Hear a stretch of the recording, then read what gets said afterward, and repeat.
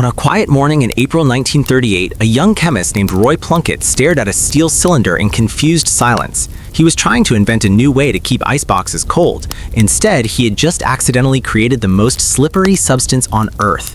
This is the strange, true story of how a frozen mistake changed the American kitchen forever. Roy was just 27 years old, working for DuPont in New Jersey. His assignment was simple: create a non-toxic refrigerant gas for refrigerators. He and his assistant, Jock Reebok, had mixed up a batch of a gas called tetrafluoroethylene. To keep it stable for testing the next day, they stored the gas inside small pressurized cylinders and froze them in dry ice. The next morning, Roy hooked a cylinder up to his equipment and opened the valve. Nothing happened. He checked the weight. The cylinder was heavy, it was definitely full of something, but no gas was coming out.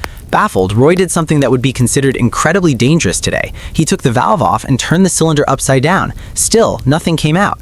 Driven by pure curiosity, Roy grabbed a saw. He cut the metal cylinder open. Inside, the gas had vanished. In its place was a white, waxy powder coating the walls of the canister. The extreme cold had caused the gas molecules to polymerize, turning them into a solid plastic.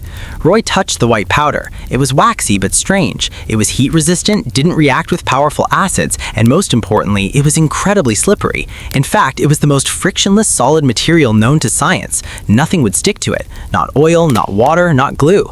DuPont named it Teflon. At first, nobody thought about cooking. This was 1938 and the world was heading toward war. The US government immediately classified the new material. Because Teflon was so resistant to corrosion, it was used secretly in the Manhattan Project to seal the pipes holding the radioactive uranium hexafluoride needed for the atomic bomb. The substance that cooks your eggs today helped end World War II. It wasn't until the 1950s that a French engineer realized this slippery plastic could be coated onto aluminum pans to make cooking easier. By 1960, the Happy Pan hit American shelves. Suddenly, the days of scrubbing burnt eggs off cast iron were over. Roy Plunkett never set out to change how we cook. He was just trying to keep things cold, but his willingness to saw open a failed experiment gave the world a household essential found in almost every kitchen in America today.